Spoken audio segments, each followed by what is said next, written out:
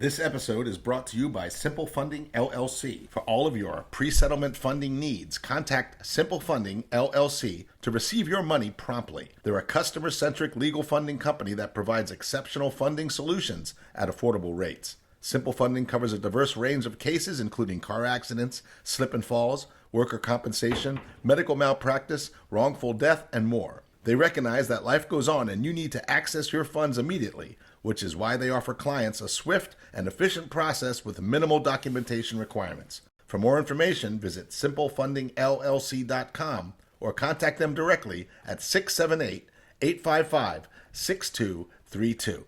Enjoy the show.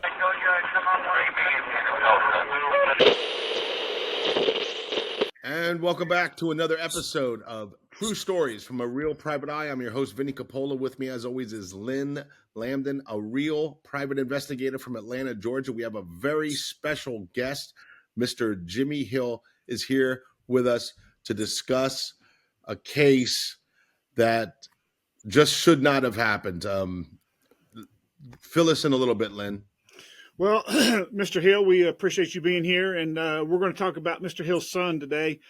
Mr. Hill's son was wrongly murdered. I'm going to use the word murdered by a police officer. And this case is so wrong all the way around.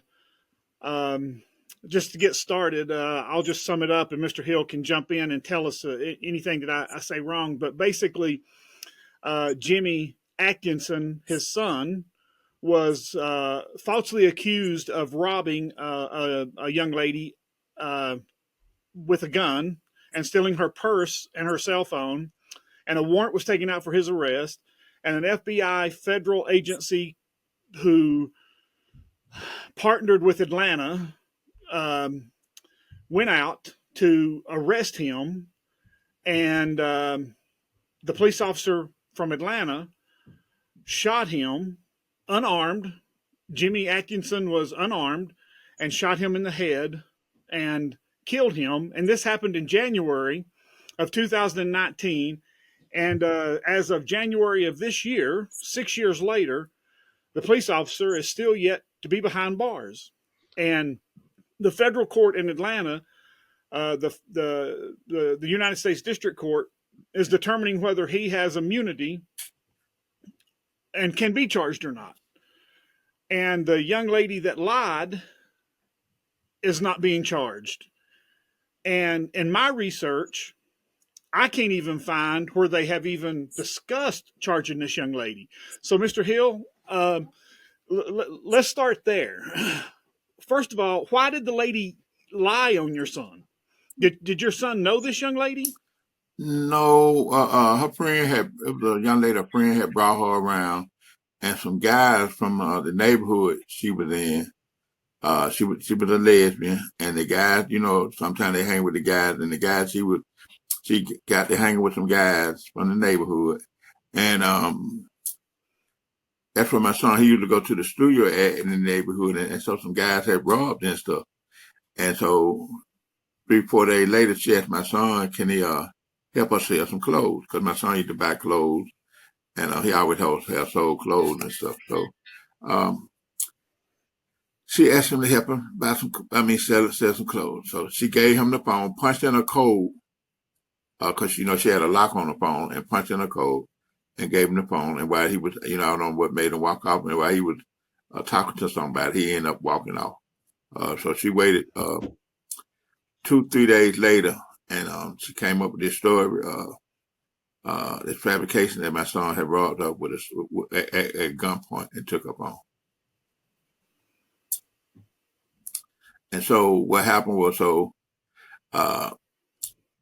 our attorney sent investigators to try to find out, what was going on with her. But she, when they went to us, where she stayed at on Washington Road, she wouldn't come to the door. The truck was warm. Neighbors knew that what the lie that she told, and they had, they kept telling the investigators she was in there, but she wouldn't come to the door. It was like, I don't know whether she was threatened from the FBI or threatened from Atlanta police, but she did not talk to him. And her best friend came forward interviewed by the FBI numerous amount of time, Atlanta police numerous amount of time, and different news stations. And she came forward, and I think I sent that to you. But she came forward and just stated that the girl lied, and this was her best friend. That said she lied. The girl name was Kelly Brogan, and said Kelly Brogan lied. She lied that she was out. You could see the girl breaking down crying. And this was her best friend that said she wasn't going to let her tell that lie. And she was out to get somebody, but it was the wrong person. You can see it live where she's live talking to Channel 2, Channel 11, and different agencies to what she broke down. But it's more like it's like she was being protected, because she was the key to the whole case, and it's like she was protected. Somebody put fear in, I don't know what it was, but either way it goes, she's still walking around today, 6 years later, without a worry.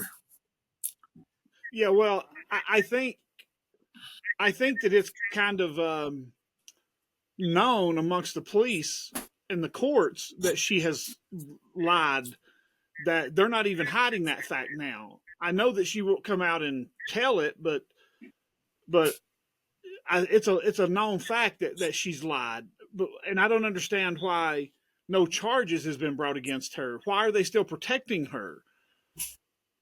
Well, and that's what I can understand, because Atlanta Police Department, I would have been known for making a lot of errors and stuff. Even if you remember back in 2006, the Catherine Johnson murder, the 93-year-old black woman, got murdered during a botched drug raid. And they went to the wrong, and they didn't have all their facts together. In this case, they supposed it was written down. We had a paperwork where it supposed there had been a follow-up report between the witness and the accused and the Atlanta police, because they laziness, they sloppiness, they carelessness. They didn't do the follow-up report, and that also played a major part, because if they would have did the follow-up report, they would have seen and they would have known that this girl lied. Yeah. Mr. Hill, in between the time between this him being accused of robbing this woman at gunpoint and the murder of your son, what was the timeline? How much time was there in between that? I think it was pretty close to almost 2 months, because the police, they went to the home. They went to his grandmother's home, and they woke him up about 7 o'clock. The same officer that murdered the 26-year veteran with a troubled history, and they told him he had a warrant for a missing court. They told him he had a warrant for missing court, drug him out the house, searched the house, and say he had. So she was and so they let him know where he was, and so what happened was, how the FBI got involved was, he went and told a lie. The officer lied and said my son was a flight risk, that he was going to leave the country, leave the city, and that my son had nowhere to go because he didn't know nobody. And this confession that her best friend, that happened after he was killed. Yeah, because it wasn't 2 months. It happened. I don't think it was quite a month when how this came about. And she told him before then. She told him before then that there was no. And then she told him afterwards. She told him before and afterward. Told him before and afterwards. If I'm sure it's before, but I know she told him after. But I just want to be sure about it now. And I don't know what she told, but I know she interviewed a number. She said it on live that she was interviewed a numerous amount of time, over and over and over again, and she kept telling him that he didn't have a gun, he didn't rob her. She let him use the phone. He was selling some pants, and he was selling some pants. He hung around, then he walked out. And we knew my son didn't do it. We know my son wouldn't. We know my son went robbed because he didn't even carry a pistol. So we knew that was a lie. The girl Kelly Brogan, and she's still here. And why I find it so difficult is that a rapper just got murdered. They say he was running from police, a young scooter, and the girl that made the bogus 911 call. They got a warrant. The boy ended up dying. They said running from the police about a week ago. 2 weeks ago in Atlanta, and the girl who made the 911 bogus call claimed she was a squatter, and she made a bogus call saying that he was beating a young lady up, and she lied. And they locked up immediately. So I'm just looking at this like this must be the difference in politics. Yeah. Because she lied and led to a death, So, and she lied and she led to a death. so let me ask you this. So they said that your son was a flight risk. Does your son have any family outside of No, Georgia, any immediate family that he could go to? no, they knew it. They knew the officer that sometimes he had a few problems with. That he and Song Kim was a 22 better. They were doing homework. They know he didn't have nobody. They just went to his grandmother's house that morning, and they probably killed him about 2 weeks later, 2 weeks or a month later. After I'm gonna say 2 weeks, they went to the house and they told him that where he was. And so and he, me and one of his sisters, one of my other daughter, were talking, and she was telling me today that we were talking about the case, and she was like, he had just told me, Dad, that if they got a warrant for him, he's gonna go in. He was waiting on his son's birthday, which was tomorrow. He didn't know what the warrant was supposed to be for. But because they just came by there and say they got a warrant for missing court. That's all they said. Was that true? Did he miss court, No, or was that just a lie to tell the grandmother? That was a lie. They never brought no warrant to the house. But that's the same house they would have brought the warrant to. That would have been the same house that they would have sent him a notice about going to court. So no, it was a lie. It was all a lie. It was a lie. Did the police have any reason to be afraid of your son? Did he have any priors or anything like that, or was there anything on his record that gave the police an excuse to come in armed, guns blazing? No, because Song Kim told that when he at the morning of the murder, when he briefed the officer, when he briefed his team of officers, the MO task force, and he told them that my son had a history of violence against police officers, and he lied. And when the Public Integrity Unit of the Fulton County District Attorney Office checked that out, investigate that, my son had one misdemeanor, August the 17th, 2018, and said that said accuser was not harmed in any kind of way. And that was the officer that came to arrest him, and he ended up jumping out the back window. And there wasn't no kind of tussle with. That's the only thing. But he said he had a history of violence. That's what he told. And officer specifically stated that in a report that come from the Public Integrity Unit. They specifically said he specifically said he had a history of violence against police officers, and that was a lie.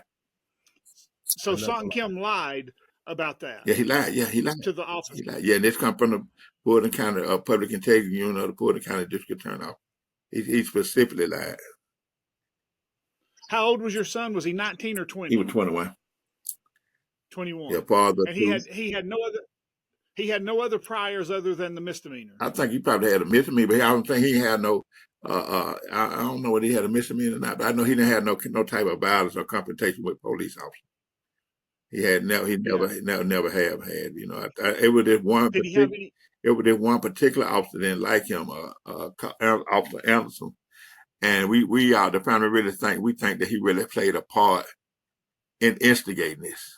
He instigated this when he came to get my son. He ran one time, and I think he's the one that really instigated all this. I guarantee it. Well, let me ask you this: Did your son own any guns in his name? Had he bought any guns in his name? He don't even carry a gun. My son had a dream, and it was shattered. My son wanted to buy his grandmother. His mother had him, but he was his grandmother's child, and you know how the grandmothers feel about the firstborn. And I was raised by my grandmother. Yeah, he was the second. He was the second born. So he always had dreamed about making her, getting her this big home, buying a house. And so he joined this group, and they sang and they rapped, and that's all he did. He spent most of the time at the studio. That's where he spent most of the time. If he wasn't sometime doing things to try to Sometimes we we got together, we fed the homeless, and so he mostly spent all his time just about spent at the studio. So I was reading a bunch of the reports, and it says that Sung Kim shot because he thought that your son was reaching for a gun because of some movement, but I could not find where any other officer backed that report up. Uh, but I also couldn't find where any other officers denied that report. It seems like that they kind of just push that aside and they won't talk about it. And anytime that you try to find it, they go back to the same thing, saying, "Well, he made quick movement with his right arm," but no other officer will verify or deny that. Have you, being as involved as you have, because I know that you're at every hearing, has anybody testified to seeing him make a quick movement other than Sung Kim? Well, what happened was Song Kim said that you had my son was given two conflicting statements, two conflicting commands. Show your hand, freeze, don't move. And when my son raised his hand, he unarmed surrender, complied while posing no threat. With officers surrounded by 4 officers with guns drawn and not tased. So my son raised his hand and surrendered. Son Kim shot him one time in the eye, one time below the eye, blowing out his and scattering his brains all over the wall. And he knew, officer, 26-year veteran with that type of experience, he knew the headshots and some of the mass shooting are likely to kill. And I know it was his intention to kill him. One officer said that he raised his right hand in the form of a gun. One officer said he raised both hands together in the form of a gun, and another officer said he just raised his right hand. So you have these different conflicting statements, and so when they went to court, and the transcript, it says that Song Kim went in the room. Said the judge asked Song Kim, "Why would you go in the room by yourself if you know an officer?" The perimeter in the first place, the perimeter was surrounded. My son was in a small room. Couldn't go in the kitchen. Couldn't go nowhere. The bathroom, nowhere. Just in a small room. The perimeter was surrounded. And from my understanding, the transcript said that the judge asked Son Kim, "Why would you go into a room by yourself?" And you had an officer out here in the hallway with a shield. So from my understanding, Son Kim went in there, lifted up the clothing. My son was covered with a couple of little pieces of clothing, and lifted up the clothing.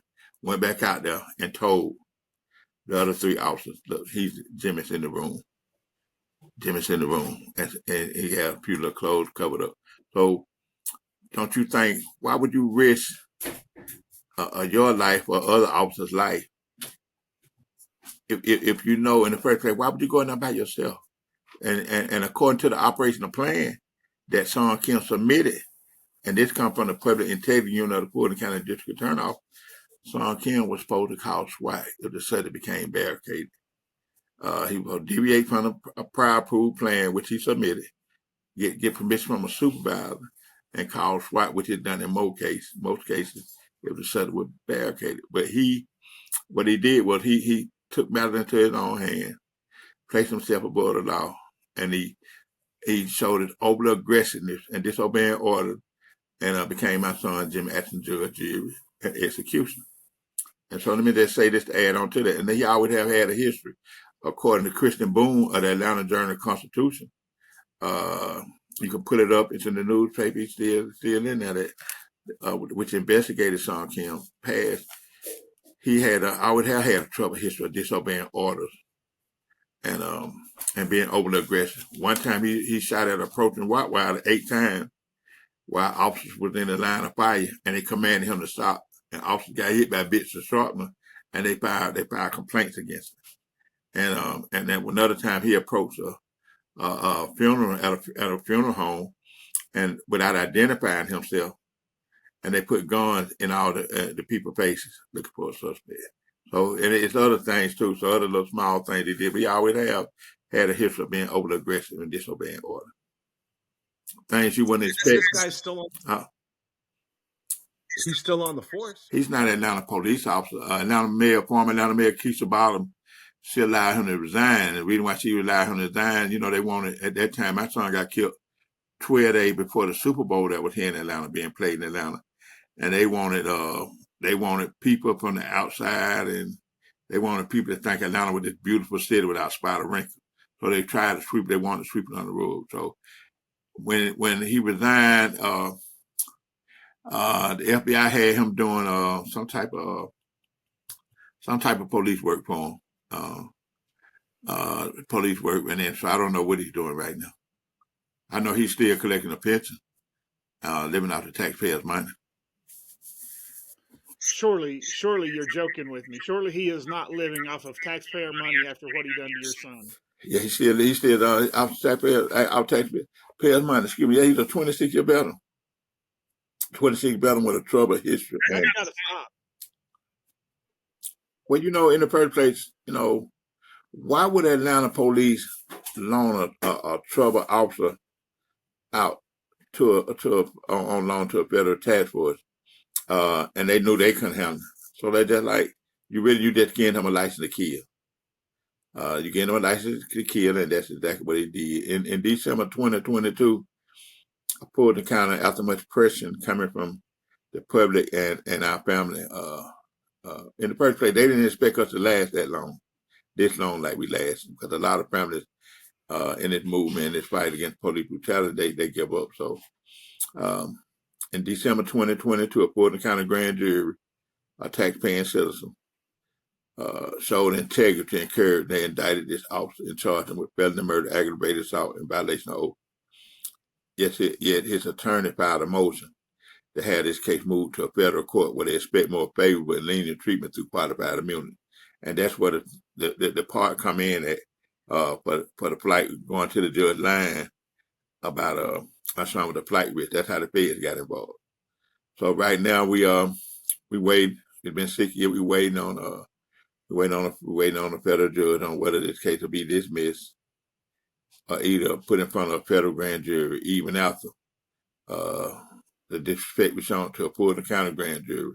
What are these people waiting for to put this case together? Are they compiling evidence? What are they doing? I don't know, because going to court, I was sick, I was in the hospital, so they went to court, federal court, November 19th, 20, and 21st of 2024. But I was in the hospital because I had, and I just had recently came home a couple of months ago, about 3 months ago. I had 6 blood transfusions and 3 surgeries, blood clots in my lungs, my kidneys, and different areas. So I was fighting for my life, so I couldn't fight for my son. So federal judge, so he gave the opposition, he cut it short. Instead of 3 days, he cut it to 2 days. And he gave the opposition, he gave Sean Kim and his team, he gave them to January the 21st to present why this case should be dismissed. And then after then, the attorney representing us, Brian Watkins of the Fulton County District Attorney Office, because we're being represented by the Fulton County DA office now, because because they were fighting, going back and forth, trying to keep the case in state court, and they were fighting to get it moved to federal court. And so it was a thing going on like that for about 6 months. So he gave them 30. So we had 30 days to respond. So now, after they responded, so now we have 30 now. So now we waiting on the federal court. I still think it's important for me to advocate, to advocate for my son, and so now we're waiting on the decision from a federal judge on whether this case to be dismissed or put in front of a federal grand jury. Do you have a lawyer helping you with this? Yeah, we have our attorney, but right now we're being represented by, it's in the hands of the Fulton County District Attorney. That's who represents us now, Fulton County, because by being, they were fighting where they're going to be, they were fighting to keep it in state court. And his attorney was fighting to get it moved to federal court. So that brought the Fulton County District Attorney in. They were the one fighting for us, because, they got presented to a Fulton County grand jury, and they indicted them, and they came from a Fulton County District Attorney Fannie Willis' office. Do you not have a federal prosecutor prosecuting No, no, no, no, no, no, no. We don't have a federal project. You know, I was in the hospital at that time. I stayed in the hospital for a month and a half, from November 11 to 3 days before Christmas. I was in the hospital for a month and a half. But no, it's just right now. His team of lawyers against our team of lawyers, which include Porter County, which include the district attorney office of the Porter County District Attorney Office. But if it's being pursued as a criminal case in the district court, the federal district court, why wouldn't a federal prosecutor be assigned to it? Well, I know they haven't. Well, that'll be determined when I guess if it's put in front of a federal grand jury. I don't know. I can't give you the answer to that right now. I just know it was a state, the Fulton County District Attorney Office would represent us in state court, and well, that makes sense.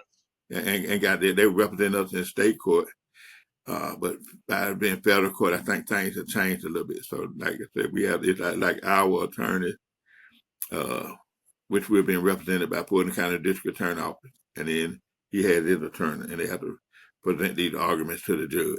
There's a lot going on here that doesn't make a lot of sense. First, I'm really confused why the girl who made these accusations that started this snowball is not being charged. For sure. And second of all, what is the confusion about Sung Kim? He has a history of violating his oath of office. Why was he not taken off the streets years ago before this ever happened? And second of all, it did happen. And why are we fighting so hard to keep him from being charged? By doing this, it just makes Fulton County and the FBI look dirty. Pam Bondi needs to get involved with this and needs to bring the FBI involved with this to their knees. I'm sorry, but there's a whole lot of dirty politics going on here. It is. Yeah, you know, Lynn and I have discussed this in length, and one of the questions that kept on going in my head over and over and over again is how can they let this happen? And you said something earlier, Mr. Hill, and I think you nailed it when you said it was right before the Super Bowl and they wanted to paint Atlanta as this pristine, beautiful place and nothing bad about. So, hey, no. Sweep that under the rug. No. We're not going to deal with that. That's what it sounds like to me. I think you nailed it. That's what it was. Former Atlanta Mayor. Super Bowl's been over for. Former Atlanta Mayor. Sorry, Mr. Hill, go ahead. Former Atlanta Mayor Keisha Bottom. She allowed this officer to tell it, and knowing the truth, she still allowed this officer to resign instead of being fired. And so what happened was, and it was a state official involved. There's a lot of corruption going on. This is like, Atlanta is the type of city. It's about leadership. It's about relationship over accountability. And they scratch each other back and they watch each other back. And so that's exactly what happened. Like I said, they wanted to paint Atlanta. Former Atlanta Mayor Keisha Bottom, she placed a dark cloud over this case from the very beginning. And I'm talking about, she did some things. She placed plenty of obstacles and hurdles in our path. We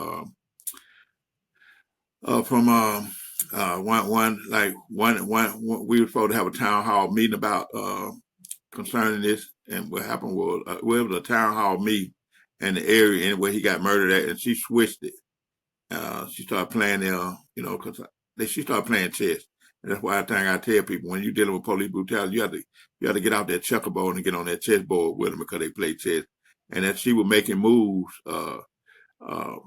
She had over 60 police officers waiting on us, but we had always been doing at Cascade Methodist Church. She came in, had 60 police officers waiting on us, and knowing we do peaceful protesting, and we have been doing it so far. And in a town hall meeting, and they escorted us.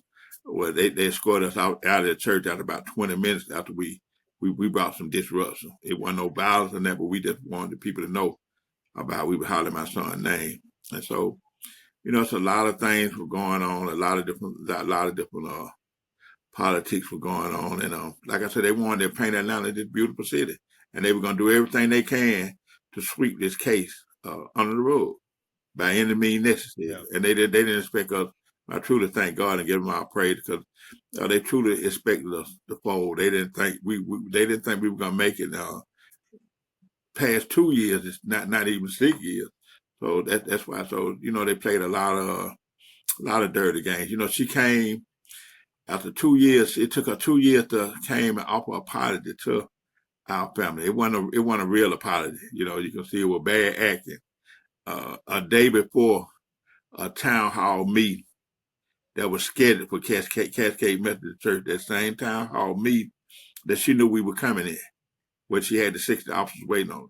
So, you pop up. We had a meeting with Chief Sears, former Atlanta police officer, Chief Sears, police Chief Sears. And what happened was, all of a sudden, Keisha Bottom popped up out of nowhere and told us she don't like, she felt bad about this, and she don't like being in the public and all in the spotlight as much as she been on the news and in the spotlight. So like I said, it was a bad acting job, and we didn't believe her. So we took it hard. But she, like I said, 2 years. It took her 2 years to offer a not so heartfelt condolences day before a town hall meeting that she had scheduled for. And what'd she expect? What'd she expect from that? What'd she expect that you guys would just go away? That you guys would, oh, well, thanks for the apology. Okay, no foul. Is that what she expected? She really expected, because she was doing things to take the wind out of us. Because we had the meeting was scheduled, over the town hall meeting scheduled for the area probably about 3 minutes from where he got murdered at CT Martin Recreation Center. She canceled the meeting. She canceled the town hall meeting. That took a little wind out of her, but we already knew what she was doing. And then she went to talking about fixing potholes in Buckhead and fixing potholes in Cascade Methodist Church. So that's how her plan was laid out. She went talking about fixing potholes around the Cascade Methodist Church area. And that's what the Cascade Methodist Church is where a lot of older people, and she thought we weren't coming, but we were respectful, but we were coming, and she knew we were coming. So she played a lot of, like I said, she placed a dark cloud over this case. She put a lot of obstacles and hurdles in our path, and the thing of it is, her nephew had got murdered. We were thinking that she'd be understanding because about her nephew being murdered in Atlanta, and she tore the whole city up looking for his killer until she found his killer. So, but what about my son, Jimmy Atchison? Yeah. Well, the right thing for her to do would have been, she didn't have to hunt for the murderer of your son. She knew who the murderer was. Yeah. And the right thing for her to do would have been to pull him off the force, fire him immediately, and bring charges against him. And that would have made her city look much better than what she's done. What she's done is she's made her city look horrible. And she's made her police force look so corrupt. Yeah.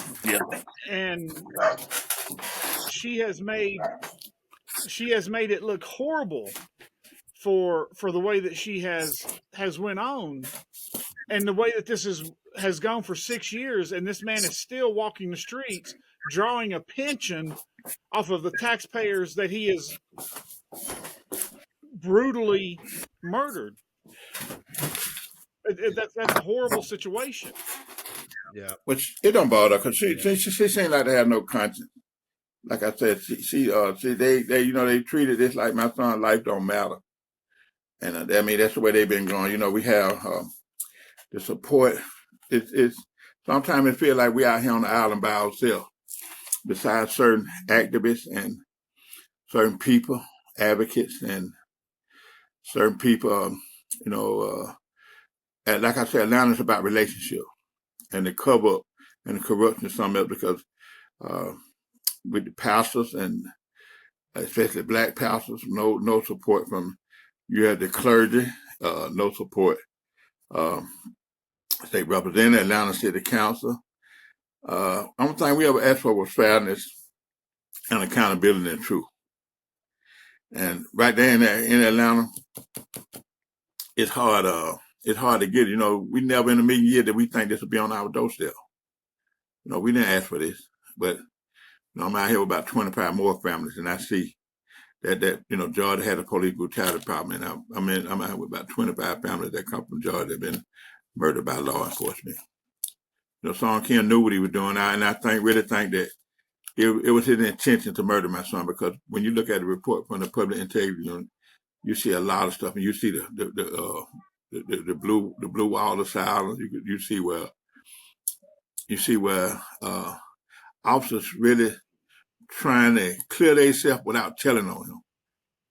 They're trying to clear themselves, but they ain't trying to tell them, and that's where I see where the blue code of silence. I see the blue wall of silence coming in. Yeah, when I was doing research on your case, I noticed that I kept trying to find where other officers. I would ask the question, and I would go searching for an answer. What did other officers testify, or what was other officers saying about your son? What did he move in a manner with, like he was pulling a gun? Was it a quick moving?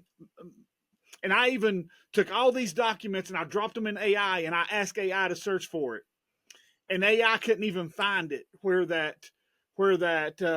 your son, where another officer would testify against him. They would all try to use verbiage to where that they would not say anything bad about Kim's son, Song Kim. They would all use verbiage to cover themselves, but not say anything bad about him, or not. They wouldn't say that your son moved in a manner that would say that yes, he moved in that manner, but they wouldn't say that he didn't. They wouldn't say it either way. They would avoid it, but they would cover themselves. Right, clear themselves without incriminating. Yeah, and Song Kim, and that's what happened. They go ahead on, say what you're gonna say. How do they live with themselves? Yeah. If I was their supervisor, I'd fire every one of them. Yeah, none of them would have a job, because you can't be a police officer if you don't have integrity, and not a one of them has integrity if they can't tell the truth. You have to have honesty to be a police officer. Yeah, and not one of them involved in this can tell the truth. And they ain't no body movement, nothing. They just said, and they were lying. Their story was conflicting about his hand movement. When no body movement, and after a lighting engineer, they hired Fulton County District Attorney. They hired a lighting engineer, and I think Tom Burton is, if I'm sure, a professional, been years and well known, and he was saying that by my son's clothing, by the blood splattered on the wall, by everything, my son couldn't have been holding a gun, and the lighting in the room was excellent. So you can't blame it on the light of the video. You couldn't see the lighting was excellent, and I read that, and you see that he. But the thing that get me that when they went talk to the Fulton County DA, public unit of the DA at first, but the lighting engineer, you'll hear your lighting expert engineer, but you'll hear what they say that my son posed no threat. That's what they say. He posed no threat. Yep. He posed no threat. Well, I also when I dropped all these documents in AI, one of the questions, because I searched through the documents before I put them in AI, but one of the things I wanted to know was it appeared that your son ran from one place to another and hid in his closet. I wanted to know if there was any weapons, not just a gun, but if there were any weapons anywhere in the vicinity that your son had left and when your son ran to. And there was no weapons found anywhere. They couldn't even testify to a fingernail clippers being found on or around or near your son, where the position he left when the police showed up and to where they found him in the closet. They couldn't even find fingernail clippers. Not even ink pen. Not even an ink pen. Not even a cell phone, nothing. He was in his boxers. Exactly. When he ran, he was in his boxers. And he ran because he was scared. the way they went up, let me tell you something, the way people say, well, he shouldn't have ran while he ran. It's been normal growing up in the neighborhood, in the community. I would have been normal for a black man to run, for us to run from police. And we don't do that because a lot of times we've been jumped on, especially in Atlanta, from Red Dog to Operation Oatmeal to, it happened to me. I said I couldn't breathe before George Floyd said in 1985 when police choked me out when I was scared and clowned for my life and I was handcuffed and they kept kicking me in my mouth and they were choking me and I urinated in my clothes thinking I'm finna die. And I kept saying I couldn't breathe. And the more I said I couldn't breathe, the tighter the grip got after being kicked in the face after about 8 hours. So, my son was in the box. They know he didn't have a weapon. Well, let me tell you this. I was taught not to run from the police. I was taught to have respect for the police. And I'm not saying anything bad about you or what your family did or what you went through growing up or anything. But after researching your son's case, I understand why your son ran. Beyond a shadow of a doubt, after the research I've done on your son's case, and I researched with what ability that I had to research your son's criminal history and everything. And your son, if I was in your son's position, I would have ran too.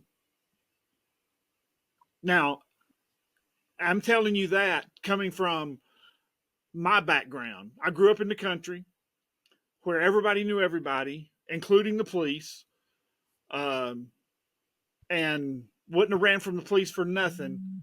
And if I would have been in your son's position, I would have ran like hell too. Yeah. Because your son was lied on. He knew he was lied on. They showed up at his grandmother's house and they lied about having a warrant. And your son knew that they didn't have a warrant. And the ultimate result, when they did find your son in a closet, in his boxers, they shot and killed him. Well, why in the hell wouldn't he run? Yeah.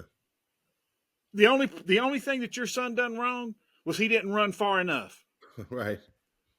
He should have ran until he couldn't have run anymore. Yeah. He didn't get away. That's the only thing your son didn't do right. Got out of the house and got to where there were witnesses. You know what I'm saying? Yeah. And now on that note, Keisha Lance Bottoms, I heard, was running for the governor of the state of Georgia in the next election. I hope and pray to God your case keeps her from winning that election. And I hope that you're the reason that she doesn't win that election.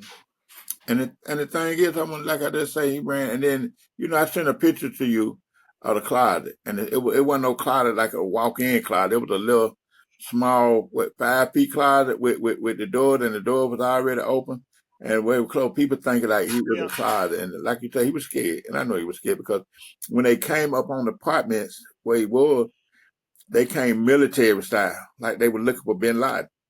And they came with assault weapons. School, the children were getting ready to go to school. They came with assault weapons and everything. Yeah, I'm talking about they came like they were looking for Bin Laden or somebody, a most wanted suspect or something. And I know he was scared. I know he was scared, even though he didn't do it. I know he was scared. And when I got the call from his mother, and she said, Jimmy, they got L. We called him LJ. Little Jimmy. So she said, they got LJ surrounded. And I said, for real? And she said they shot him. I said, well, at least he ain't dead. And she called me back 2 minutes later, said he dead. It was one shot. Son Kim shot one time. No other officer shot him. They felt they didn't feel no need to shoot. They didn't feel their life, and they didn't feel his life. Now, if my son with any type of threat, my son would have had so many bullet holes, and we wouldn't even know him. 4 officers with weapons drawn. A young black man with he would have had so many, so only one shot, and that was a kill shot. That's a very good point. If he was a threat, he would have been shot several times. If he was a threat, that right there is very damning to their case. Also, Lynn, if I can say this, I mean, we say, we're taught not to run from the cops. Just comply and stuff like that. But when you're presented with a platoon of police officers coming in, like he said, looking for Bin Laden, you don't think straight at that moment. At that moment, you're just in fight or flight mode, and you just like, my life's in danger, and you're gone. You know what I'm saying? Yeah. Every logical piece of information that you have is out the window. You know, you fear for your life, and you run. Yeah. And back to the point where he was only shot once. Yeah. If all those other officers that was in that room felt endangered, they would have fired their weapon also, which shows that they're lying when they will not say, and under oath, no, he didn't pose a threat.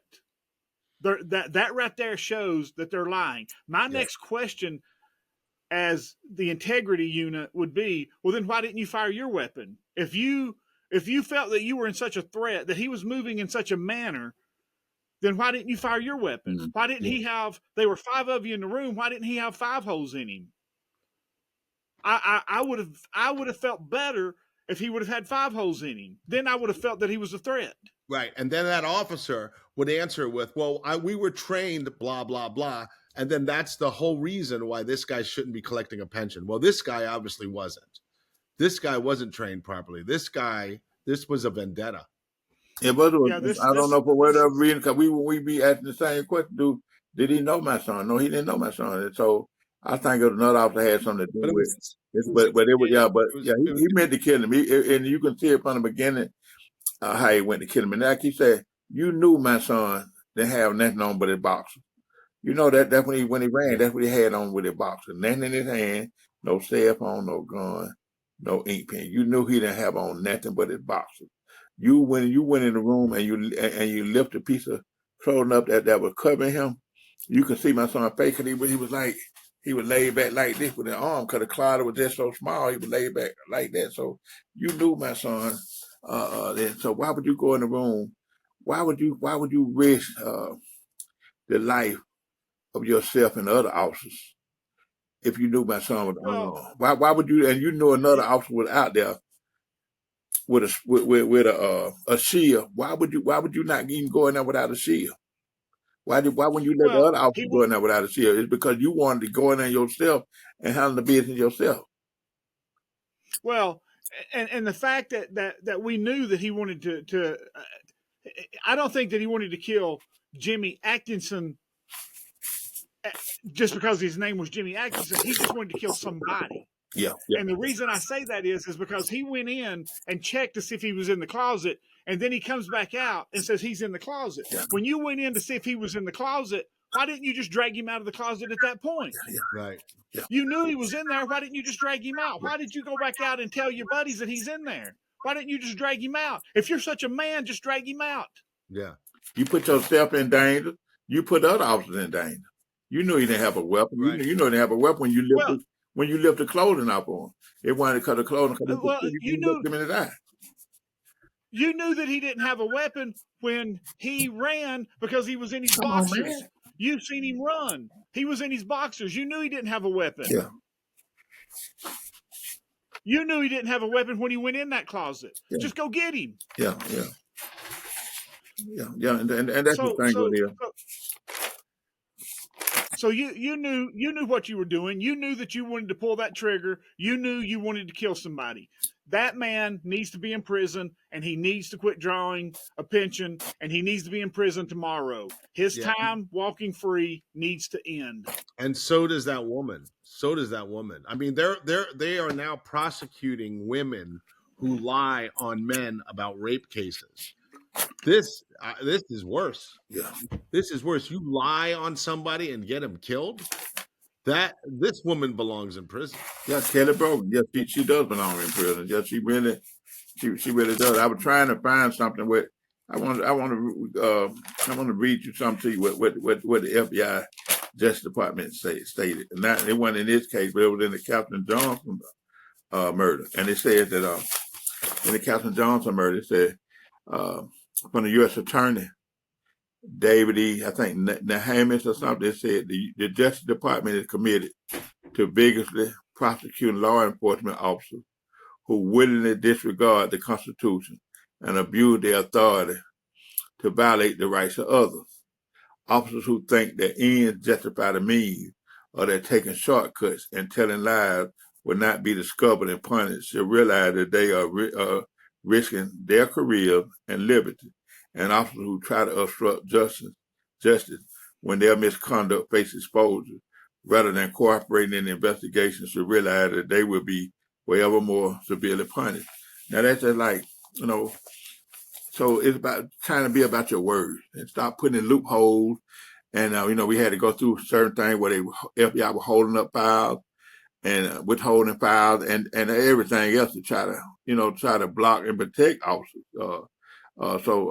But words matching action is called manipulation, and refusing, words not matching action is called manipulation, and refusing to be held accountable is gaslight. And this is exactly what they're doing. Why would this officer need qualified immunity if he didn't do nothing wrong? Why isn't it? Right. Why would the Atlanta police, like I said, why the Atlanta police loan him out to a federal task force, and knowing that he had a troubled history, 26 year veteran with a troubled history? Officer, they couldn't handle themselves. It's just like you were getting him a license to kill. So he violated my son. Civil and human rights. He violated Atlanta Police Department policies. He violated FBI policies. He violated his sworn oath. I mean, what else? What more? What more can you say? What more can you do? Well, I have a question. Why was this case turned over to an FBI task force? Why was your son didn't have a criminal history that would warrant being turned over to, and the case itself didn't warrant being turned over to an FBI task force. This wasn't an interstate crime.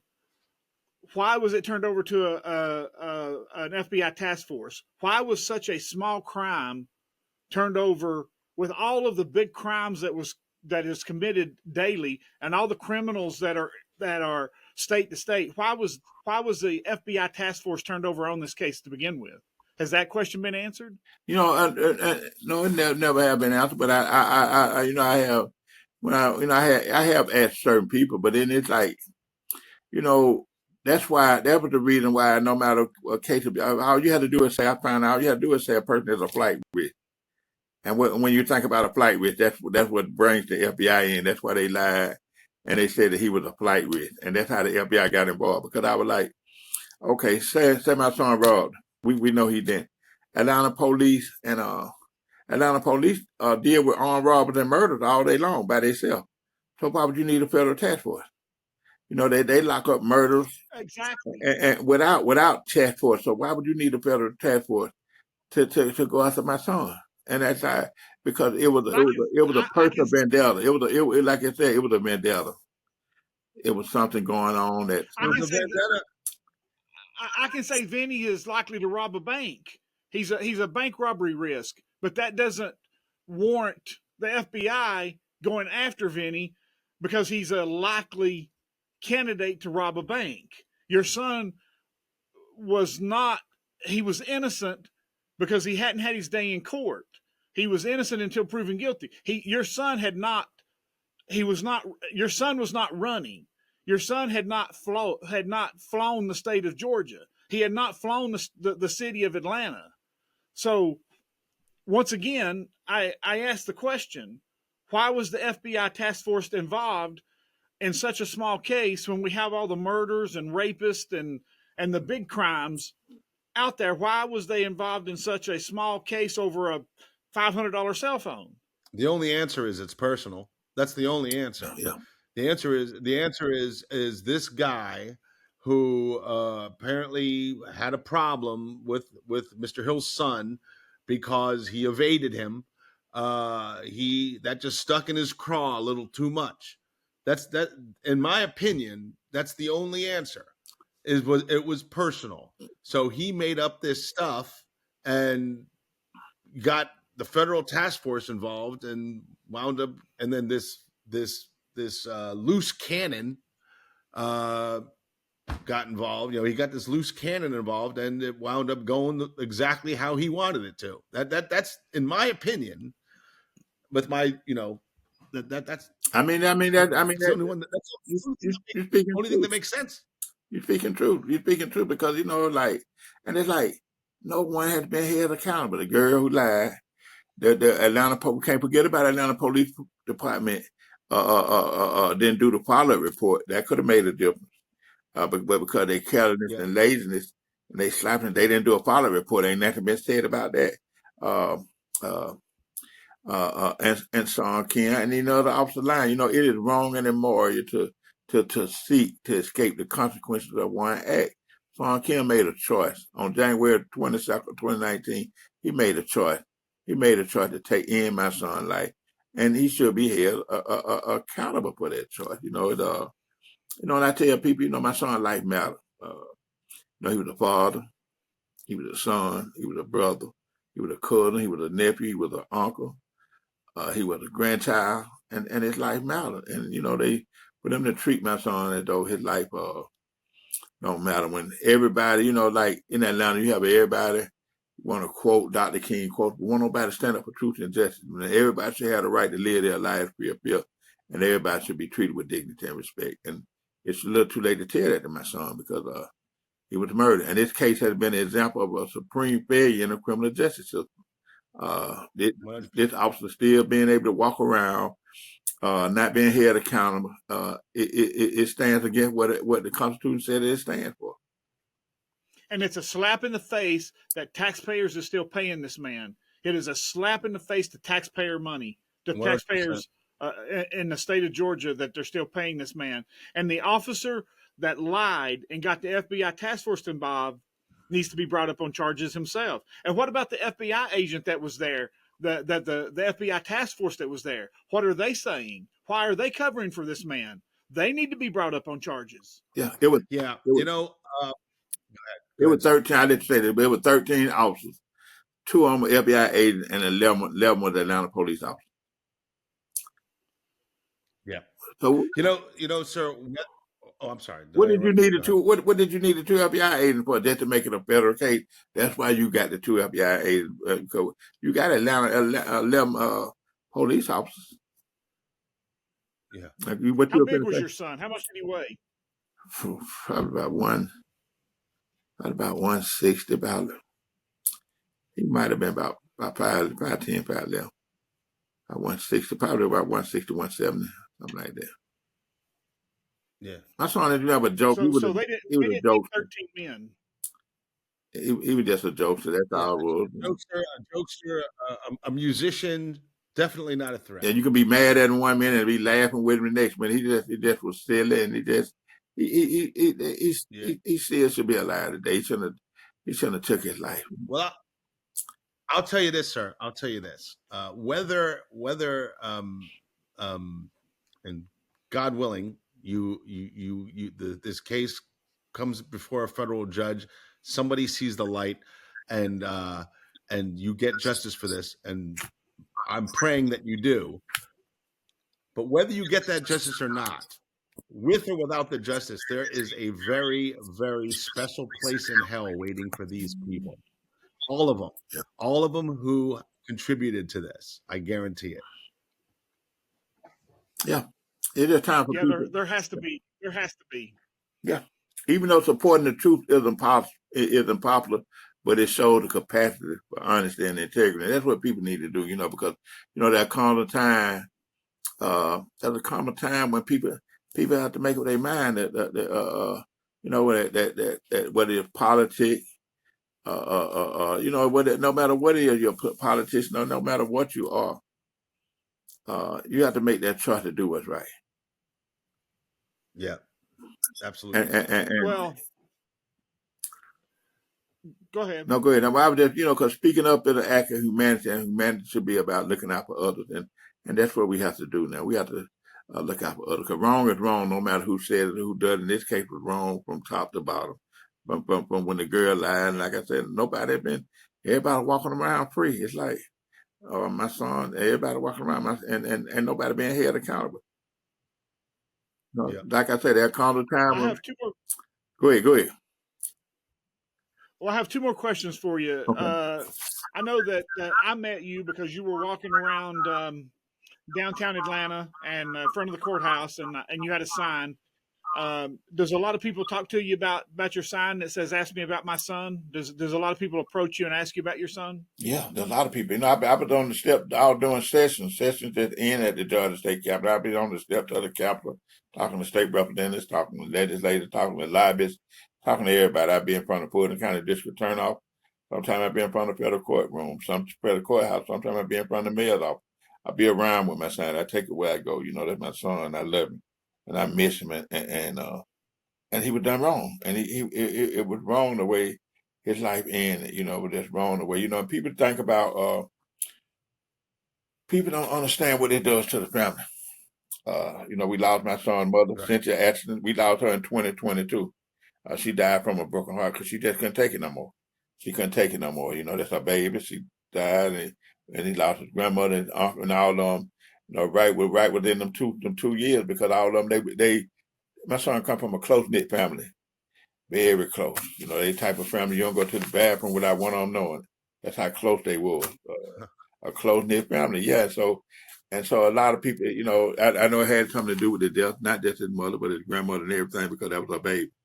You know, like I said, his mother had him, but his grandmother, you know, he was his grandmother's child, and his uncle, and like I said, they're a close knit family, and you know, people that start dying, and people don't understand what it does to the family, the trauma, the heartache, the heartbreak, the suffering and the struggling, and you know, it's a painful thing. You know, I just pray God that God continue to give me the strength to keep, you know, to keep moving forward. And he had many more sisters and brothers, and what about his children? You know, so you know, his sisters them and making sure his children took care of. You know, but you know, they had, you know, people don't know. My daughters call me in the middle of the night, sometimes 2 or 3 o'clock in the morning. You know, they finally just accepting the fact that he gone. You know, you don't want to believe that. Sometimes you want to wake up and find out this is a dream, but then you find out reality sink in and say it ain't no dream. He's really gone. So people need to understand what this does to the family. A lot of people make cruel remarks where he shouldn't have ran, he should have got shot there, and they don't even know the fact, you know, because when news, that's why it's important for me to stay in control of the narrative, because when news puts something out a lot of times, they put the first thing out. That's the most dangerous thing, because that's where everybody's gonna go with. And mainstream media ain't gonna take back what they put out, because they don't want to let people know they done made a mistake, or they don't want to say I'm sorry and that. So that's why it's important for me to keep advocating and keep fighting and tell the story the right way, tell the story straight, get the record straight. Yeah. A lot of the time, these news outlets, they don't even care about the truth. All they care about is clicks. Yeah. Get those clicks, get those people reading that thing, get the advertising dollars, you know, they don't even care about getting it right anymore. They don't even care. So you keep fighting. We're going to do what we can. Would it be okay if we put your email in the description so that if anybody has any kind of resources or anything that could help you with this fight, they contact you?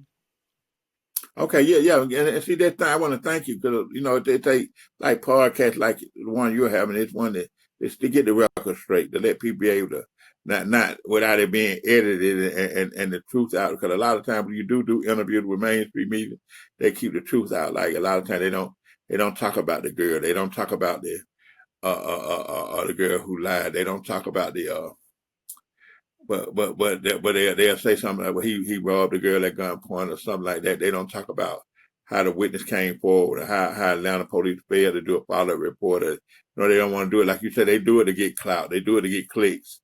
And they ain't concerned with going back, you know, and going back straight out the source. That's why I thank you for having podcasts like this, so people can tell their story and get the record straighten the record out, so they can control the narrative. Take back control of the This narrative. This will not be edited. No. There will not be. Oh, I know it. I'm just saying, that's why I appreciate you. Yeah. I think it's very important that people know the truth. I think it's important that people know that this girl lied. I think it's important that people know that Atlanta didn't follow up. I think it's very important that they know that the FBI didn't do their job and didn't. There's no reason to send this task force to arrest your son There was no. This could have been handled in so many different ways. Yeah. It's very important that son Kim should have been taken off the streets many years ago. There was about 10 different ways that your son's life could have been saved before it ever got to this point.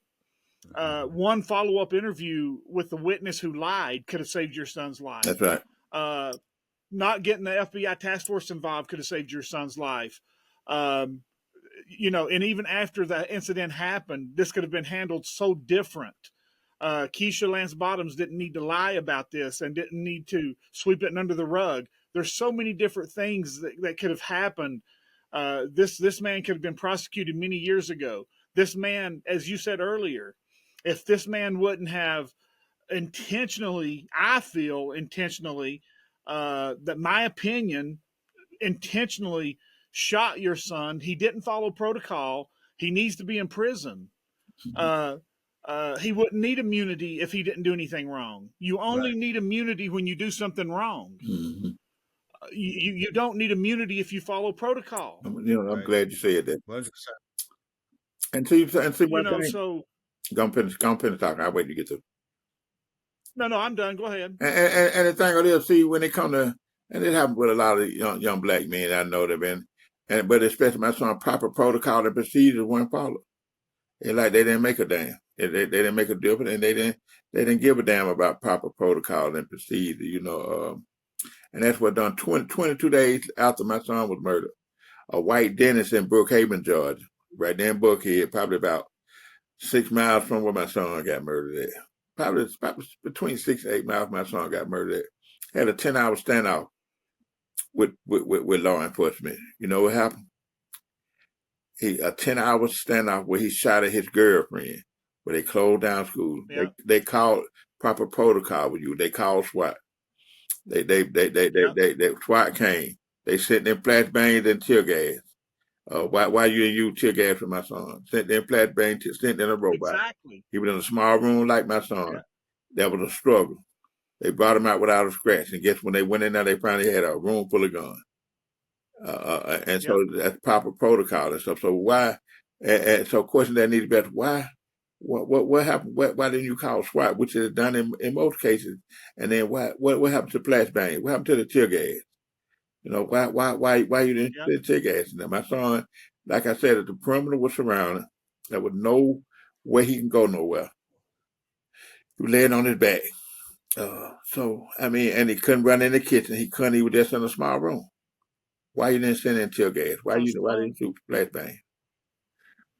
Son Kim wanted to be this big badass, and he was a coward. When your son came out, he was a coward. It wanted to have a killing under his belt, and your son was his victim. That's my opinion, and you're welcome to yours, but that's my opinion. I don't know how you could have any other opinion. There's no other way to see it. I mean, your son, they watched your son run from his apartment into this other apartment, and your son was in his boxers. Where did he hide a gun at? Where did he have it hid? He didn't have it. I mean, what the tasers were? What happened to the taser? What happened to the taser? When I seen Son Kim in court, that man was 6'4", solid, probably weighed about 240, straight solid. He was standing 6'4". So, but what happened to tasers? What happened to the taser? I want to tell you a real quick story. I've been a private investigator for 30 years. I went up to this police station, and I'm not going to tell you which one because I don't want to identify the young lady because she was a nice young lady. I'm not going to give you any identifying marks about her. But I went in about closing time one evening to gather some reports on a case I was working on. And I got to talking to this young lady. She was very nice. And I asked her how she liked it. She said, I hate it. She said, I hate working with police officers. I said, well, why is that? She goes, well, I started working here to be a police officer. And she said, I started working the front desk. She goes, I've been here about 5 or 6 years. And she said, I decided not to become a police officer because she said, I seen these nice looking young men come in I said, let me guess, you're married to a police officer. She said, no. She said, I wouldn't marry one for nothing. She said, I see these nice looking young men come in. And she said, they come in here and they're so respectable and they fill out these applications and they get a job and they're so nice. They'll hold the door open for you. And she said, after they've been a police officer about 6 months, she said they would slap their mother. She said they got attitudes. She said, you give them a gun and a badge. And she said they become the most disrespectful a-holes that you've ever met in your life. They get a power trip. She said, I wouldn't let my son become a police officer for nothing. And she said, if one of my relatives wanted to become a police officer, she said, I would disown them and wouldn't speak to them. She said, I hate every police officer in this place. And she says, when a nice man comes in here to get an application, she says, I discourage them from becoming a police officer. And that was a woman who worked in the police department with police officers every day of her life. And I said, well, why are you still here? And her exact words to me was, honey, I got applications out everywhere and I will be quitting as soon as I get a job. Yeah. Does that tell you anything? Yeah, it tells me something. Yeah. You know, and I feel like if a police officer knows another officer is a bad apple then.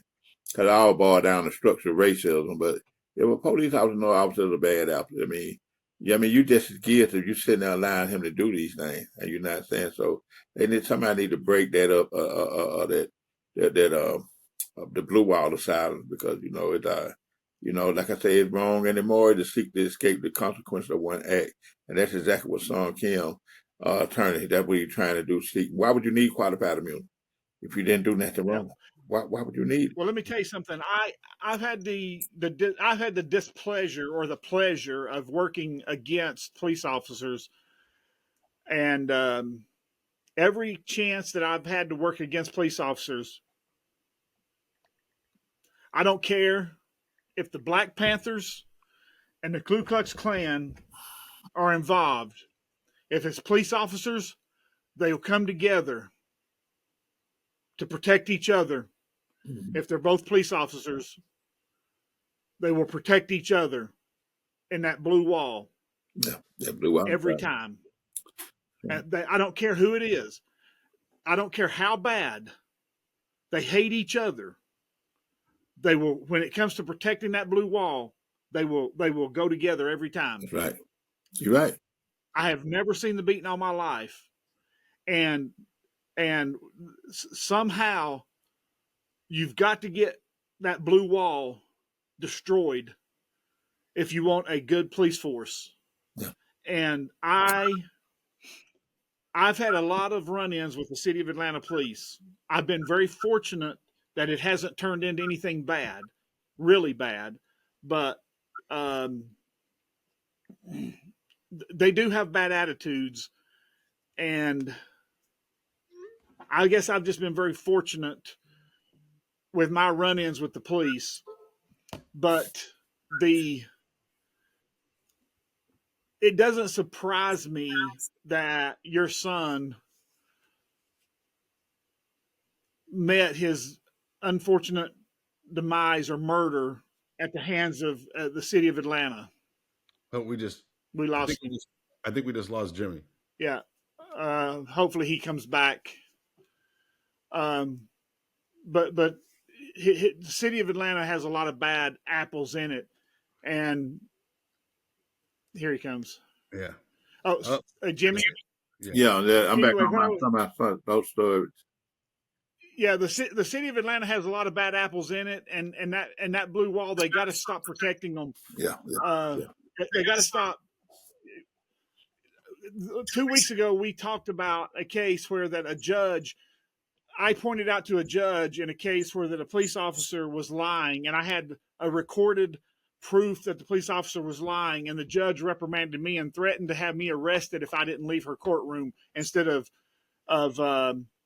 bringing the police officer up on perjury charges for lying. She let him go and threatened me. Now that police officer now has that judge over a barrel, and can do whatever he wants in that courtroom or do whatever he wants outside that courtroom and gets in front of that judge and can say, look, judge, I'm going to roll on you if you don't do what I tell you to do. That's the same with Sung Kim. And that's why Sung Kim stayed on the force, is because they let him get away with it once, and now he's got him over a barrel. Yeah. Something has to be done with these bad apples in these police forces, and they have to be taken out when this happens. They can't just be disciplinary actions written up and say, well, okay, I know that you broke your oath of office once, but we're just going to write you up and put it in your file. And if you don't do it again for 2 years, you're good. We'll throw it out. That can't happen. Yeah. You have to get rid of these people in the beginning. Yeah. Because when that snowball starts rolling down that hill, it just gets bigger and bigger and bigger. Yeah. And these guys get bolder and bolder and bolder. And now look at Sung Kim. He's being protected by the FBI, by the city of Atlanta, and all the politicians and everybody in it. Because every politician that you have talked to should be standing behind you demanding that this man goes to prison. But yet they're being silent. And by them being silent and protecting him, they're telling every other officer, go do what you want to do. Yeah, because we're going to protect you and we're not going to let anything happen to you. Right. And that's called corruption. And that's the bottom line. Your son has to get justice in this case. Amen. Yep. Totally agree. Yeah. Because your son was murdered. There's no way around it. Your son was murdered. The girl who lied because of a personal vendetta. I don't see it any other way. I don't either. Yeah. And Mr. Hill, would it be okay if we put, like I asked you before, we put your email in the description so that if anybody has any resources or if anybody knows anybody within any kind of power that could help you with this, because what this needs is to be brought up in front of somebody who has nothing to, they're not trying to protect anybody, but all they have is their integrity and their word, and they want to see justice done. Yeah. So that it'll be okay. It'll be okay. I'll give you permission. You can contact our email that's on the link, and I can contact Mr. Hill anytime. Yeah. Yes. Okay. Yeah. Absolutely. Yeah. So anybody out there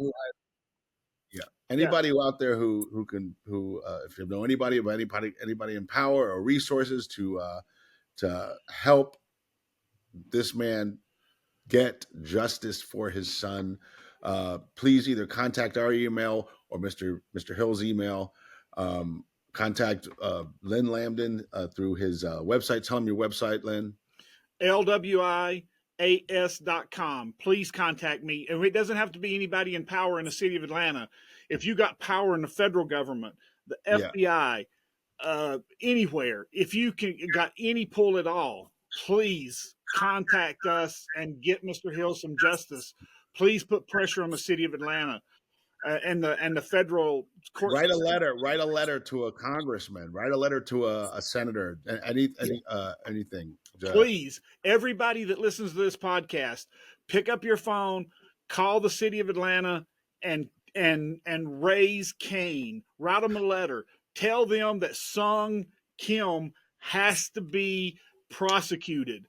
Make noise. Let them know that the corruption has to end with this case. Yes. And let Keisha Lance let it be an example of the corruption ending. Let it just be an example. And let Keisha Lance Bottoms know that she cannot be elected any more offices in the state of Georgia as long as Mr. Hill doesn't get justice. And she's running for governor right now. Yes, let her know that her governorship is over, that you will not vote for her as long as Mr. Hill cannot get justice. Yes. Amen. Force her to step up and fight for this man. Yes, please. Yeah. Mr. Hill, thank you so much for doing this. Thank you. Thank you all so much. I really appreciate you. Mr. Hill, is there anything else you would like to say? I just want to just tell everyone, dismiss everyone, there'll come a time when one must take a position that it need to say, no politic, no popular, but he must take it because his conscience tells him it is right. So when it comes to the murder of my son, Jimmy Atchison, and the handling of this case, I just want to ask people, what is your conscience telling you?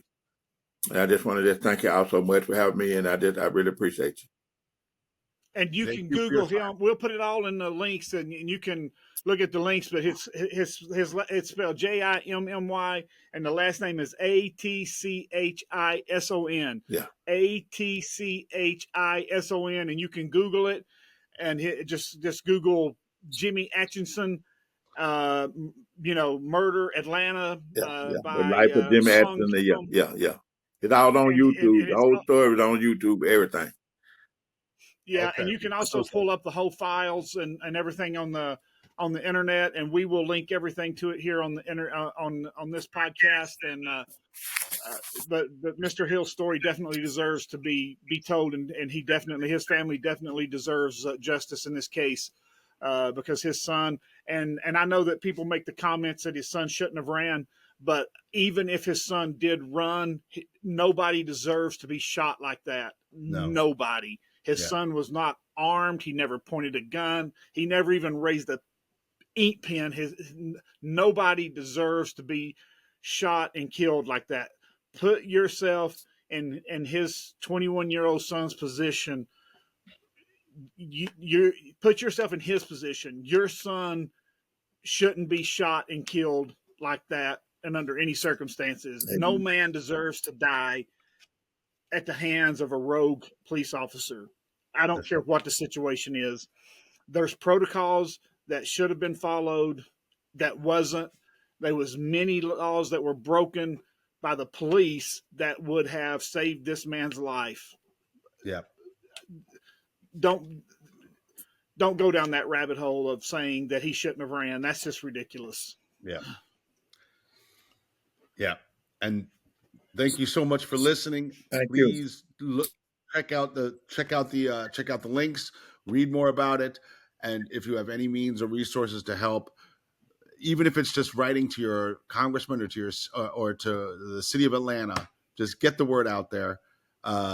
This is something that should not have happened. Thank you, Mr. Hill. Thank you. Thank y'all so much.